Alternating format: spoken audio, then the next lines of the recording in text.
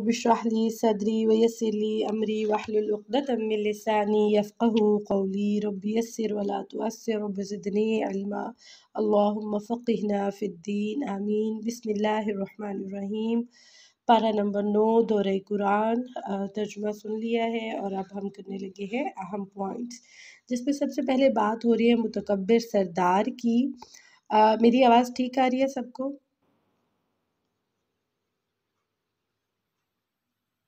मेरी आवाज़ ठीक आ रही है? जी जी बिल्कुल ठीक आ रही है, आपकी आवाज़ ठीक आ रही है। जी, ओके। तो मुतकब्बिर सरदारों की बात हो रही है, यानी कि माप तोल में जो कमी करते थे। तो शुएब अलैहिस्सलाम की नसीहत का उन पर कोई असर ना हुआ, उन्होंने कोई असर ना लिया, तो नतीजतन उनके ऊपर अज़ाब आ लिया, यानी कि ज़लज़ला आ गया उनके ऊपर।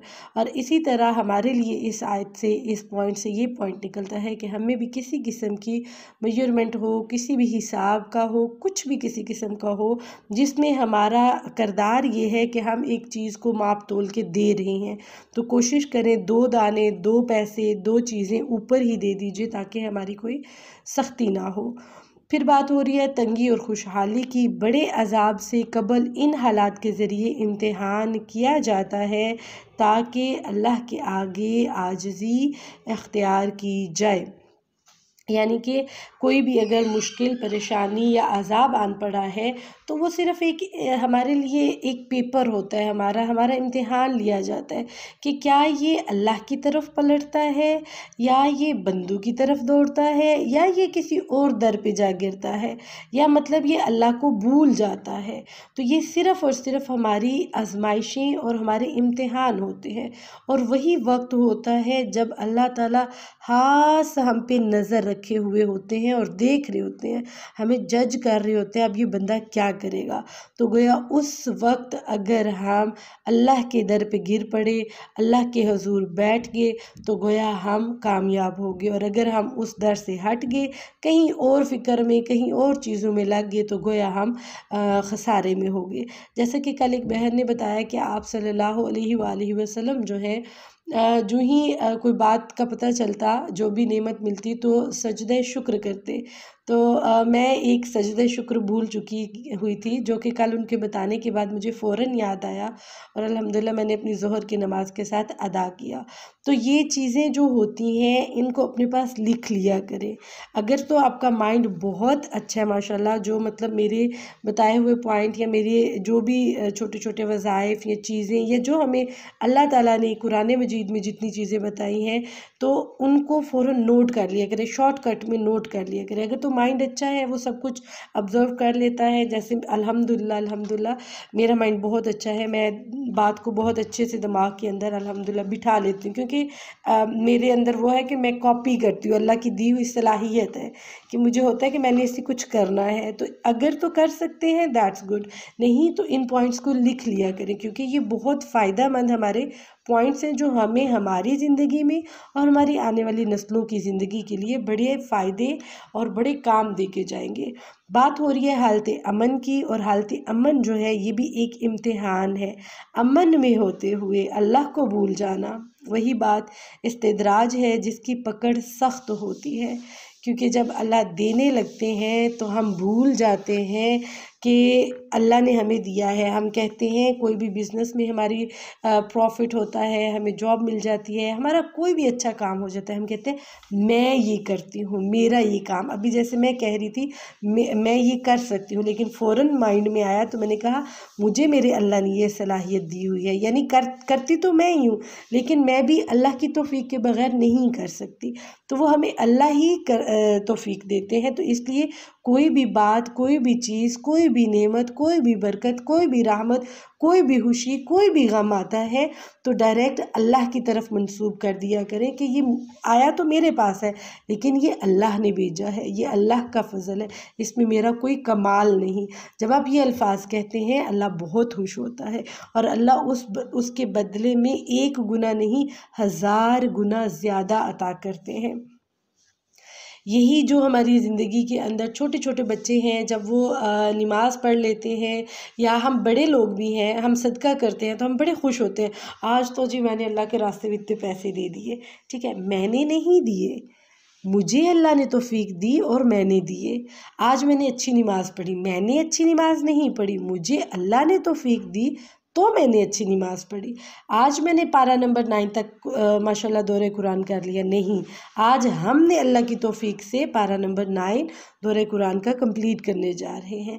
یہ ساری توفیق جو ہے وہ اللہ کی دی ہوئی ہیں. لا حول ولا قوت الا باللہ العلی العظیم.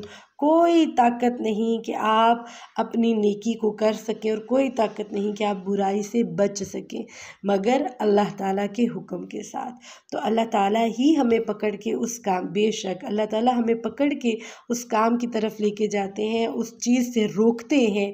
حالانکہ ہم اپنی لائف میں ایسے ہوتے ہیں، ہمارے کام، ہماری لائف سٹائل ایسی ہوگی نا، ہمارے گناہ ہمیں پتہ نہیں چلتے. ٹھیک ہے، تو ہم کیا کرتے ہیں کہ ہم اس آگ کی طرف، اس گناہ کی طرف لپکے چلے جاتے ہیں، ہمیں پتہ نہیں چلتا. لیکن اللہ تعالیٰ کسی نہ کسی ذریعے سے روکتے رہتے ہیں، لیکن ہمیں سمجھ نہیں آتی ہے. تو ہمیں کوشش کرنی ہے. یہ وظیفہ بہت بیسٹ ہے، اور اس کی اتنی برکتیں، رحمتیں، نعمتیں ہیں، الحمدللہ ثم الحمدللہ کی لائف میں نظر آتی ہیں. زبان پہ بھی مجھے کتنے دنوں سے ایسے نا کچھ فیل ہو رہا ہے، جیسے کچھ کھویا ہوا ہے. تو پھر مجھے احساس ہوا میری دعا جو ہے اس کے اندر میرا بھی وہ چیز نہیں آئی ہے. تو میں اس کے لیے پڑھ رہی ہوں، اللہ سے مانگ رہی ہوں کہ میری دعا کے اندر ایسی چیز آ جائے جس سے مجھے فیلنگ آئے کہ میں اللہ کے ساتھ جڑی ہوئی ہوں. اب دیکھیں، صبح سے لے کے رات تک قرآن پڑھ رہی ہوں. مطلب آپ کو بتاؤں، صبح 4 بجے میری تہجد ٹائم کلاس ہوتی ہے، اور بستر پہ بیٹھے بیٹھے کلاس سٹارٹ ہوتی ہے، اور رات 10:30 بجے میری کلاس آف ہوتی ہے، اور سوتی ہوں اس کے فوراً بعد. ٹھیک ہے، تو اس کے باوجود ایک کمی، ایک فیل ہو رہا ہے کچھ ہے جو کھویا ہوا ہے، کچھ ایسے نا اپسٹ سا فیل کر رہی ہوں، جس وجہ سے آج میں تھوڑی سی پریشان ہوں، جس وجہ سے میرے سر میں آج درد بھی ہے. تو یہ کیوں ہے؟ کیونکہ ہماری عبادتوں میں لذت نہیں رہی، ہم فاسٹ ٹریک پہ چل رہے ہیں. اب میری صبح سے لے کے جو رات تک کی ڈیوٹی ہوتی ہے، یہ کرنا ہے، یہ کرنا ہے، یہ کرنا ہے. ابھی میرے بچے اتنے اچھے، صبح میں اٹھ نہیں پا رہی تھی، فجر پڑھ کے میں پھر سو گئی، اور کپڑے ان کا یونیفارم پریس کرنا تھا، تو انہوں نے دیکھا کہ ماما اٹھی نہیں ہے، ہمیں اٹھا دیا ہے. خود نہیں اٹھی تو ہم ایسا کرتے ہیں، ہم اپنے کپڑے خود پریس کر لیتے ہیں. اب ان کو بھی سکھایا تو تھا، لیکن میں نے صرف ایک پہ رکھ کے سکھایا تھا کہ جب میں پاس ہوں تو پھر، تاکہ میں پھر پاس آ کے کبھی گرم کبھی کم کر سکوں. تو انہوں نے ایک پہ رکھ کے کیا، تو ابھی وہ سلوٹیں نہیں نکلی تھی. تو جب میرے پاس آئے تو آ کے خوش ہو رہے تھے، دیکھا بابا ہم نے آپ کو اٹھایا نہیں، ہم نے خود سارا کام کر لیا.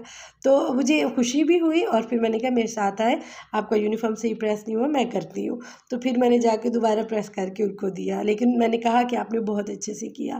تو اس وجہ سے کیا ہوتا ہے، ہم تھوڑے ڈاؤن ٹو ارتھ ہو جاتے ہیں. مطلب ایک تو ہوتا ہے نا آپ عاجزی انکساری میں آ جائیں، ایک ہوتا ہے کہ آپ نا فیل کر رہے ہوتے ہیں کہ کچھ گما ہوا ہے. میری تسبیح، حالانکہ ہمیں انگلیوں پہ پڑھنا چاہیے، ٹھیک ہے، ہاتھ کے پوروں پہ پڑھنا چاہیے، لیکن کیا ہے کہ جب تسبیح پہ اتنی عادت ہو چکی تھی نا، اس کو چھوڑو تو انگلیوں پہ پڑھنے کا یاد ہی نہیں رہتا. تو اگر آپ کو ان کیس یہ فیل ہوتا ہے نا کہ انگلیوں پہ پڑھنا یاد نہیں رہتا، تو پھر آپ فوراً تسبیح کو پڑھیں. بٹ میں کوشش کرتی ہوں میں تسبیح کو اوائڈ کر کے اپنی فنگرز پہ آؤں، بٹ میں فنگر پہ نہیں پڑھ پاتی نا، تو پھر میں کوشش کرتی ہوں اپنی تسبیح کو ڈھونڈنے کی، پھر چھپا کے رکھتی ہوں. تو جب وہ میرے پاس ہوتی ہے میں موٹیویٹ ہوتی ہوں، اور الحمدللہ کام کرتی جاتی ہوں. تو ابھی ان دیز ڈیز آپ کو فیل ہوگا، گرمیاں ہیں، ونٹر ایسا چل رہا ہے، گرمی ہو رہی ہے، ہیٹ ہو رہی ہے، ٹینشن ہو رہی ہے، پریشانی ہو رہی ہے، ہائپر ہو رہے ہیں ہم.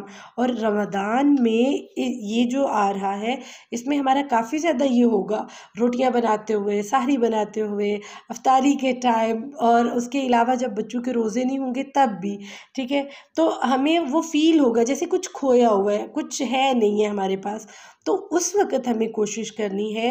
اس کے لیے میں نے پورے گروپ میں جو بات بتانا چاہ رہی ہوں وہ یہ کہ پورے گروپوں میں نے سینڈ کیا کہ ایک رمضان باسکٹ بنا لیجئے. اگر آپ اپنا کارنر سیٹ نہیں کر رہے تو رمضان باسکٹ بنا لیجئے. اب ماشاءاللہ کتنے سارے لوگوں نے بنا کے بھیجی، میں نے گروپس میں بھی شیئر کی، میں نے اسٹیٹس پہ بھی لگائی، انشاءاللہ فیس بک پہ، انسٹا پہ، یوٹیوب پہ بھی ڈالوں گی.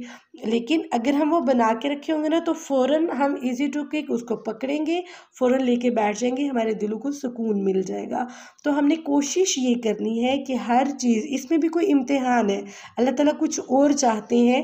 میرا مائنڈ شاید دعا کی طرف آیا ہے، ادھر بھی اللہ تعالیٰ کچھ اور چاہتے ہیں، یہ بھی ہے مائنڈ میں کہ کچھ اور ہے جو مجھے بھی کرنا ہے. ٹھیک ہے، ایسے فیل ہو رہا ہے. تو اگر ایسی فیلنگ آئے تو فوراً جو ہے اللہ کی طرف رجوع کرنا ہے، اور امن میں ہوتے ہوئے اور دکھ میں ہوتے ہوئے ہم نے اللہ کے ساتھ جڑنا ہے.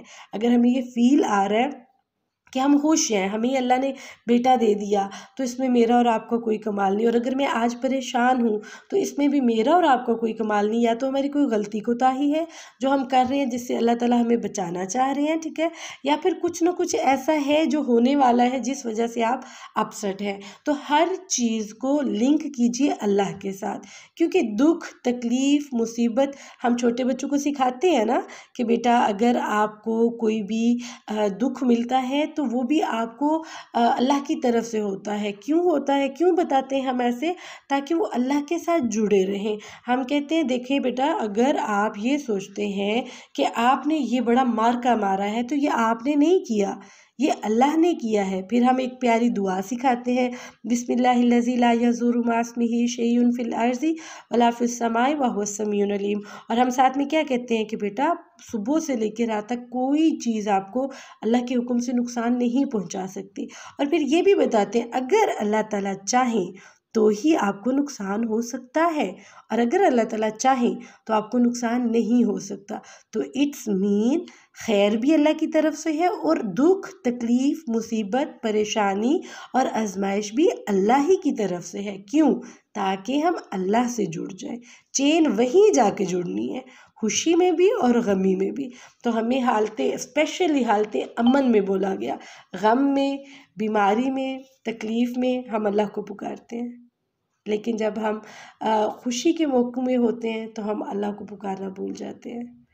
ہمارے مائنڈ سے شیطان ایسے بلاتا ہے کہ ہمیں سمجھ ہی نہیں آتی کہ ہم اس طرف پلٹیں کیسے. تو کوشش کرنی ہے انشاءاللہ جو ہی نعمت ملی ہے فوراً الحمدللہ، اور فوراً کوشش کریں کہ بجائے اس کے لوگوں کو بتائیں، ادھر ادھر جائیں، پہلے سجدہ شکر ادا کرائیے، پھر آ کے بتا دیجیے، اور اللہ کو اپنا ساتھی رکھیے انشاءاللہ. پھر بات ہو رہی ہے معجزات موسیٰ کی، اینڈ میٹنگ اگر اینڈ ہوئی تو نیا لنک سینڈ کر دوں گی. عصا کا اژدہا بن جانا. اب فرعون بات نہیں مانتا تھا. پھر کچھ جادوگر آئے، انہوں نے اپنی لاٹھیاں ڈالی، چھوٹی چھوٹی رسیاں ڈالی، تو وہ سانپ بن کے نظر آنا شروع ہو گیا، بیکاز اس نے آنکھوں کے اوپر مسمرزم کر رکھا تھا جادوگروں نے. اب جب حضرت موسیٰ نے اپنا عصا پھینکا اور وہ ایک بہت بڑا اژدہا بن گیا، تو جو جادوگر تھے ان کو تو پتہ تھا کہ یہ جادو نہیں ہے، ان کو پتہ چل گیا کیونکہ ان کا جادو ان کو نظر آ رہا تھا نا، وہ سمجھتے تھے، ان کے پاس علم تھا، تو ان کو سمجھ آ گئی یہ جادو نہیں. تو سارے جادوگر سجدے میں گر پڑے اور پھر وہ ایمان لے آئے. ٹھیک ہے. اور پھر جب ہاتھ کا سفید چمکتا ہوا دیکھا، جب اپنا ید بیضا دیکھا، تو پھر کیا ہوا کہ ان کو پتہ چل گیا کہ یہ حق ہے اور یہ حق کی ہی دلیل ہے، وہ مان گئے. لیکن فرعون پھر بھی نہ مانا. فرعون نے حق کو پہچان کر کیا کیا کہ انکار کر دیا، یعنی پہچان لیا، اس کو بھی کچھ نہ کچھ سمجھ آ گئی. لیکن جادوگر جو تھے انہوں نے جب دیکھا تو انہوں نے فوراً حق دیکھتے ہی ایمان لیا ہے اور اس پر جم گئے. تو پھر دین کے راستے میں آنے والی آزمائش جو ہے وہ بہت بڑی ہوتی ہے، بہت بھاری ہوتی ہے. کوئی حجاب کرنا چاہتا ہے، کوئی روزے رکھنا چاہتا ہے، کوئی ایسا رمضان سپینڈ کرنا چاہتا ہے جو پہلے نہیں اس نے کیا.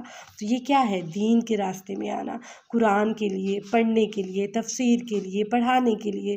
تو بہت مشکلیں اور آزمائش آئیں گی. اس وقت ایک ہی دعا ہے، ربنا افرغ علینا صبرا وتوفنا مسلمین. تو پھر اللہ تعالیٰ راستے کھول دیتے ہیں۔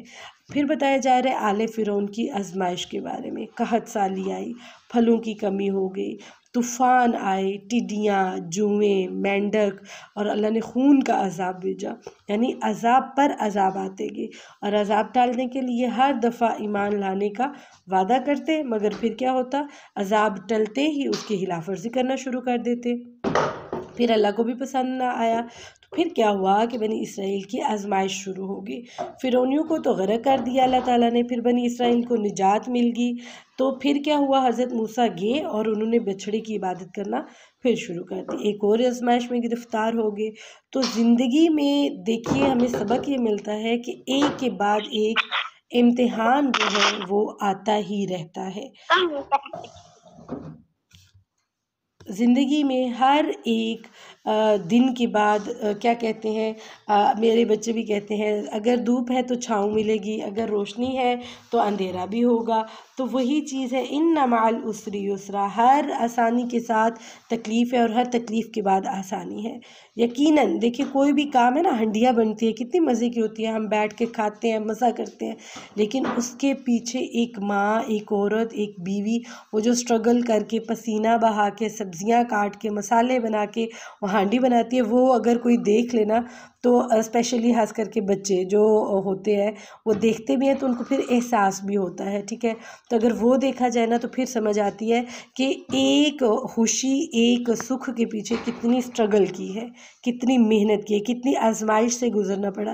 نہیں تو اماں بھی چاہتی، بیوی بھی چاہتی، بیٹی بھی چاہتی، وہ جو عورت کھانا بنا رہی ہے اس کا بھی دل کرتا وہ جا کے جی اے سی کا ریموٹ پکڑتی، اے سی آن کرتی اور اس کے نیچے بیٹھ جاتی، نہ بناتی کھانا۔ تو یہ چیز ہے کہ ہر ایک دن میں، زندگی کے ہر پہلو میں، اور ایک کے بعد ایک امتحان آتا ہے تاکہ اللہ تعالیٰ نیک اور بد لوگوں کو چھانٹ کے الگ کر دے۔ کتنی پیاری بات اللہ نے بولی ہے، تاکہ اللہ کو پتہ ہو نا نیک لوگوں سے پھر اللہ تعالیٰ نے کام بھی تو لینے ہیں، الحمدللہ۔ اچھا جی، اور پھر بتایا جا رہا ہے بت پرستی کی نفسیات کے بارے میں۔ بتوں کے گرد موجود جو زیب و زینت سے متاثر ہو کر انسان کی پرستش کرنے لگتا ہے، برخلاف اس کے کہ اللہ کی ہستی جو ہے وہ نگاہ سے اوجھل ہے اور کوئی ظاہری کشش موجود نہیں اس میں، اس لیے اس کی عبادت پہ یکسو ہونا مشکل لگتا ہے، اور ایک مٹیریلسٹک چیز سامنے، ایک سٹیچو، ایک بت، ایک قبر، ایک مزار، ایک پیر صاحب سامنے بٹھا دے اور ان کے کرامات اور ان کی خوبصورتی، زینت سب دکھائی دے رہا ہے تو ہم کہ دس از آور گاڈ، نو، ایسا نہیں کرنا۔ واللہ اللہ کو یہ چیز پسند نہیں ہے، کیونکہ یہ شرک ہے۔ ہم نے نہیں کہنا کہ وہ ہمارا رب ہے، جیسے تارا چمکتے تو کیا یہ میرا رب ہے؟ نہیں، وہ غائب ہو گیا پھر بولا کیا یہ سورج میرا رب ہے؟ نہیں، میرا رب غائب ہونے والوں میں سے نہیں ہے، میرا رب ڈھلنے والوں میں سے نہیں ہے۔ تو اللہ تعالیٰ ہمارے رب جو ہے وہ کبھی بھی فنا ہونے والے نہیں ہیں، انہوں نے ہمیشہ رہنا ہے۔ سو دیٹس وائی کہ ہمیں میٹیریلسٹک چیزوں کے پیچھے بھی نہیں لگنا، صرف بت پرستی ایک سٹیچو کی نہیں ہے، میٹیریلسٹک لائف کی بھی ہے، تو اس پہ بھی ہم نے غور و فکر کرنا ہے۔ اللہ کو دیکھنا، موسیٰ علیہ السلام کا مطالبہ پورا نہ ہوا کیونکہ دنیا میں کسی کی بھی مجال نہیں، ہائے عائشہ کیا کر رہی ہیں آپ، کسی کی بھی مجال نہیں کہ وہ اللہ کو دیکھ سکے، ٹھیک ہے۔ اور اللہ کی مخلوق جو ہے اس کو غور و فکر کرنا ہوگا اس پر کہ کیونکہ ہم نے لاسٹ انشاءاللہ تعالیٰ جب اللہ کے پاس جانا ہے تبھی ہم اللہ کا دیدار کریں گے اور اللہ تعالیٰ اپنا سلام بھی بھیجا کریں گے، باقاعدہ اللہ ہمیں السلام علیکم بولیں گے۔ کتنی مزے کی بات ہے، ہم دنیا میں سب کے سلام سنتے ہیں، ہوتا ہے سب کچھ، لیکن کتنے خوش قسمت لوگ ہوں گے، اللہ ہمیں بھی ان لوگوں میں سے بنائے جو جن کو اللہ کا سلام اور اللہ کا دیدار نصیب ہوگا، اور اللہ اعلیٰ درجے عطا فرمائے۔ تو پھر بات ہو رہی ہے تکبر کی، حق سے انکار اور لوگوں کو حقیر جاننا۔ رائے برابر تکبر کرنے والا شخص جو ہے وہ بھی جنت میں داخل نہ ہو سکے گا۔ تکبر سے اللہ پاک ہم سب کو بچائے، بہت بری چیز ہے، اور اللہ تعالیٰ ہمارے لیے آسانیاں فرمائے اور ہمیں فہم عطا فرمائے کہ ہم سمجھ سکیں ہم کس چیز میں تکبر کر رہے ہیں۔ میں اگر قرآن پڑھا رہی ہوں تو مجھے اس چیز میں نہیں ہونا چاہیے کہ مجھے آپ سب سے بہت زیادہ آتا ہے اور میں میں نہیں، میں بھی آپ کے ساتھ ایک طالب علم ہوں، میرا بھی دور ہو رہا ہے، میری بھی دخرائی ہو رہی ہے، بے شک میں نے جامعہ میں پڑھا ہے، میں نے اس کا کام کیا ہے، بے شک میں نے پڑھایا ہے، بٹ دس دا پوائنٹ کہ میں بھی ایز اے طالب علم آپ کے ساتھ جڑی ہوئی ہوں، تو ہمیں کسی بھی چیز کو لے کے، کسی بھی لیول کو لے کے تکبر نہیں کرنا۔ شرک پر غصہ، حضرت موسیٰ علیہ السلام کا غصہ بجا تھا، مگر زیادہ دیر نہ رہا، انہوں نے چھوڑ دیا جب ان کو یہ ساری چیزیں پتہ چلی، تو حقیقت واضح ہوئی تو دل میں کوئی بدگمانی انہوں نے نہیں رکھی، اور اس لیے فوراً دعا کی، رب اغفر لی ولی اخی وادخلنا فی رحمتک وانت ارحم الراحمین۔ جب حضرت ہارون نام تھا نا ان کا، بھائی جو تھے، ان کو ایسے پیشانی کے بالوں سے ایسے پکڑ کے نا کھینچا اور کہا کہ آپ نے کیوں نہیں ان لوگوں کو روکا، تو نے کہا مجھے ڈر تھا کہ یہ مجھے قتل کر دیتے، ٹھیک ہے، تو پھر غصہ زیادہ نہ رکھا اور راضی بھی ہو گئے، پرابلم بھی نہیں ہوئی، اور پھر دعا بھی مانگ لی الحمدللہ۔ تو ہمیں بھی انشاءاللہ کوشش کرنی ہے کہ وقتی طور پہ غصہ آئے اس کو ختم کر کے توبہ کر لیں اور راضی ہو جائے جو بھی بندہ ہے۔ اور پھر بات ہو رہی ہے رحمت کے مستحق، اللہ کی وسیع رحمت متقی، زکوٰۃ دینے والوں اور آیات پر ایمان لانے والوں کے لیے ہے۔ اللہ ہمیں متقیوں میں سے بنائے، اللہ ہمیں دینے والوں میں سے بنائے۔ کامیابی کا راز نبی امی کا مقام پہچاننے اور ان کی تائید کرنے اور ان پر نازل کردہ کتاب کی پیروی کرنے میں ہے، تاکہ ہمیں کامیابی جو ہے وہ مل جائے، اور یہی قرآن کو تھامے رکھنے کا ایک راز ہے کہ ہمیں اینڈ دا پوائنٹ جنت، اللہ کا دیدار، اللہ کے رسول کا دیدار، حوض کوثر پہ پانی ملے گا اور ہم جنت کے مستحق بنیں گے، یہی ہماری کامیابی ہے۔ تو دین کے ذریعے دنیا طلبی، اللہ کی کتاب کے بدلے دنیاوی فائدے حاصل کرنے کی بجائے جنت کی طلب رکھنی چاہیے۔ یہاں پہ بڑی پیاری بات جو میں واضح کرتی جاؤں، جو ہم معلم لوگ ہیں، جیسے کہ میں بھی آن لائن قرآن پڑھاتی ہوں، اور پڑھانے پہ اگر ہم کچھ ہدیہ لیتے ہیں، فی لیتے ہیں، تو اس پہ بھی کوئی حرج نہیں ہے، وہ جائز ہے، بلکہ پاک، صاف اور حلال روزی ہے۔ کیوں؟ کیونکہ آپ محنت کر رہے ہیں، آپ ایک ٹائم دے رہے ہیں، آپ بیٹھے ہوئے ہیں، لیکن ایک چیز جیسے میں نے رکھی ہوئی ہے اپنی الحمدللہ، کہ میں اپنی جو کلاس کا ٹائم ہوتا ہے اس سے ایکسٹرا ان کو سمجھا بھی دیتی ہوں، ایکسٹرا پڑھا بھی دیتی ہوں، اینڈ ایکسٹرا کچھ ایسی چیزیں کرتی ہوں جو میرے لیے صدقہ جاریہ میں جائے، اور یہ بھی میرے لیے پڑھانا صدقہ جاریہ ہے، اور اتنی پیاری محنت اور اتنی محنت کی کمائی اور اتنی پاک محنت کی کمائی جو میری اولاد کے پیٹوں میں جا رہی ہے، آپ سوچیں اس کا اثر بھی کیا ہوگا۔ الحمدللہ ایک قرآن ہے، قرآن پہ ہم اس کی اجرت لیتے ہیں، تو یہ جائز ہے۔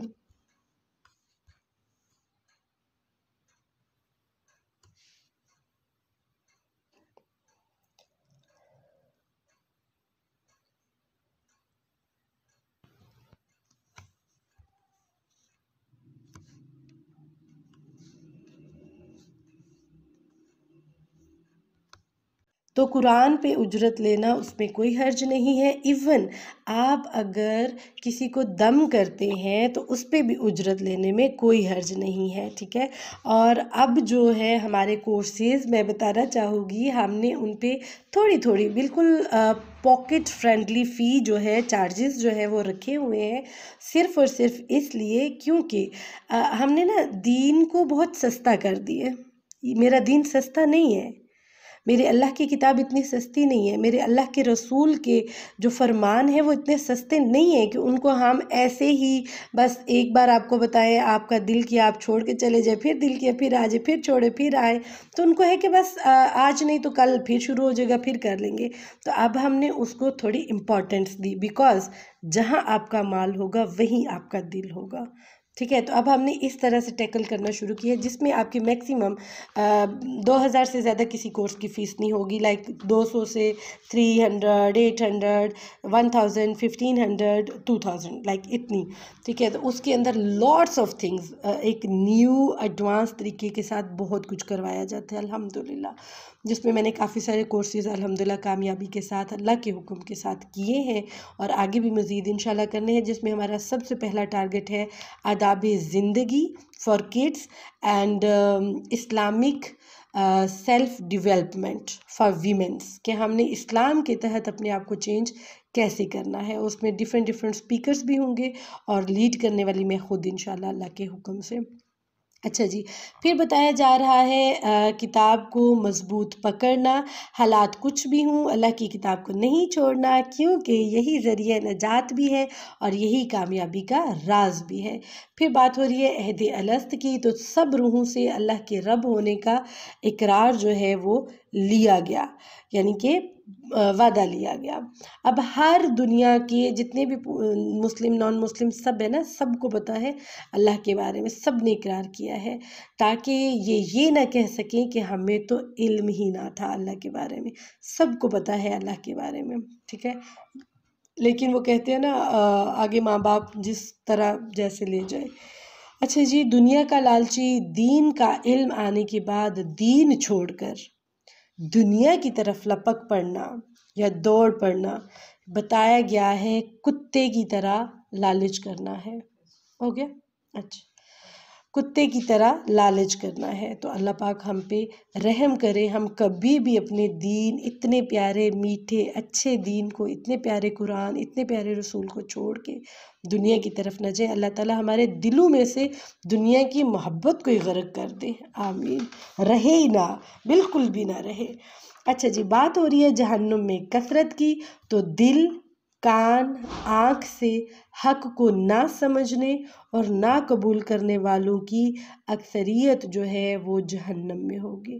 تو اللہ تعالی ہمارے دل، کان، آنکھ جو ہے ان سے ہمیں حق اور قرآن، رسول، اللہ اور ہمارے دین پہ ثابت قدمی دیتے ہوئے پہچان جو ہے وہ اللہ تعالی عطا کر دیں، کیونکہ دل جو ہے جب آنکھ دیکھے گی تبھی ہمارے دل تک پہنچے گا، اور جب کان سنے گا تبھی ہمارے دل تک پہنچے گا۔ تو دلوں میں دل ایسے بھی ہوتے ہیں جو پتھر دل ہوتے ہیں، دلوں میں دل ایسے بھی ہوتے ہیں جو بڑے نازک ہوتے ہیں۔ تو اللہ تعالی ہمارے دلوں کو ایسا دل بنائے جو کہ ہر بات کا اثر لینے والے ہوں، حق بات کا، اور حق کے ساتھ جڑے رہیں۔ اسماء الحسنی، اللہ کے اچھے ناموں کے ساتھ دعا کرنا اور ناموں سے بچنا جو ہے، ناموں کے ساتھ جو بچنا ہے وہ بات ہو رہی ہے، ایک منٹ، اور ناموں سے بچنا جو اس نے اپنے لیے نہیں رکھے، یعنی کہ اللہ کے لیے کوئی ایسے ویسے نام یوز نہیں کرنے، کوشش رکھیں کہ اللہ کو اچھے ناموں سے پکارا جائے جو اللہ کے نام ہیں، اور اس میں یا حیو یا قیوم جو ہیں یہ اسم اعظم ہے، یا ذوالجلال والاکرام، ان ناموں سے پکارے تو دعا جلد قبول ہوتی ہے۔ غیب کا علم نبی صلی اللہ علیہ وآلہ وسلم کو نہیں تھا، اگر علم ہوتا تو آپ صلی اللہ علیہ وآلہ وسلم کو کوئی تکلیف نہ پہنچ سکتی تھی، اور آپ صلی اللہ علیہ وسلم بر وقت پیش بندی کر لیتے، تمہارے جیسے بندے اللہ کے سوا کسی کو نہیں پکارنا، کیونکہ باقی سب بندے ہیں اور کچھ بھی قدرت نہیں رکھتے۔ اور اعراض کا طریقہ بتایا گیا، درگزر کے ساتھ بھلائی کا حکم دیتے رہنا ہے، اور جاہل لوگوں سے الجھنے کی بجائے، بحث کرنے کی بجائے ان سے اعراض کیجیے۔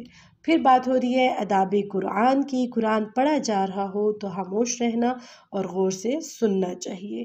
تعلقات کی اصلاح دنیا بھر کے مال و متاع سے بہتر ہے، اس لیے مال کی خاطر لڑنے سے بچنا چاہیے، اور اس پر بخشش کا خطرہ بھی ہے، کیونکہ اگر ہم مال و متاع، زمین جائیداد کے لیے بہن بھائی آپس میں الگ ہو جاتے ہیں، تو بتایا گیا ہے کہ یہ جو ہے یہ دنیا کا مال و متاع ہے، تو اس پہ آپ بالکل بھی نہ پڑھیے اور اس کی خاطر لڑیے بھی نہ، کیونکہ تعلقات خراب ہو جاتے ہیں، اور تعلقات اللہ پاک اصلاح کی توفیق دے، کیونکہ زمین اگر کسی نے لے لی اور ایک قطرہ بھی، ایک ٹکڑا بھی، ایک گز بھی زیادہ گیا تو ہم بہتر جانتے ہیں اس کو ہمارے گلے میں توک بنا کے ڈال دیا جائے گا، اللہ رحم فرمائے۔ مومن کون؟ جن کے دل ذکر الہی سے ہل جاتے ہیں، ایمان بڑھ جاتا ہے، نماز کو قائم کرنا شروع کر دیتے ہیں، اللہ کے راستے میں خرچ کرتے ہیں، اللہ ہمیں مومنین میں سے بنائے۔ اور تقویٰ کے فائدے بتائے ہیں، متقی بننے سے دل میں میزان حاصل ہوگا اور گناہ بھی معاف ہو جائیں گے۔ پھر بات ہو رہی ہے سچے مولا یعنی اللہ کا سچا دوست، اور اللہ تعالیٰ کے سچے دوست وہی ہیں جو متقی ہیں، جنہوں نے تقوی اختیار کر رکھا ہے، جن کے دلوں میں قرآن ہے، جن کے اندر کامیابی کے راز کو پانے کی جستجو ہے۔ تو اللہ تعالیٰ ہمیں بھی اپنا سچا دوست بنا لے، تو اس کے لیے دعا مانگتے رہا کریں، نعم المولا و نعم النصیر۔ تو آج کے پارہ نمبر 9 میں ہم نے جو سیکھا ہے، اللہ تعالیٰ سے دعا ہے اللہ تعالیٰ اس پر ہمیں عمل کرنے کی توفیق دے، اور جو پوائنٹ ہمارے لیے نکل کے آیا ہے پورے پارے میں وہ یہ ہے، آئیے دنیا کے اس امتحان میں کامیابی کے لیے اللہ سے مدد طلب کریں اور اس راستے کو اختیار کریں جس سے ہماری کامیابی تو پکی ہے انشاءاللہ تعالیٰ۔ الحمدللہ رب العالمین۔ اللہ سے دعا ہے اللہ تعالیٰ صحیح معنوں میں قرآن مجید کو پڑھنے، سمجھنے اور اس پر عمل کرنے کی توفیق عطا فرمائے، اور اگر کوئی بھی بھول چوک ہو جائے تو اللہ تعالیٰ ہم سے درگزر فرمائے، اللہ تعالیٰ اپنا دیدار نصیب عطا فرمائے اور جنت الفردوس ہمارے مقدر کر دیں، اور آپ صلی اللہ علیہ وآلہ وسلم کے ہاتھوں حوض کوثر پلائیں اور پل صراط سے تیزی سے گزرنے والوں میں سے کر دیں، جبکہ ہمارے اعمال تو ان جیسے نہیں ہیں۔ اللہ کی رحمت ہم پہ حاوی ہو، آمین، اللہم ربنا آمین۔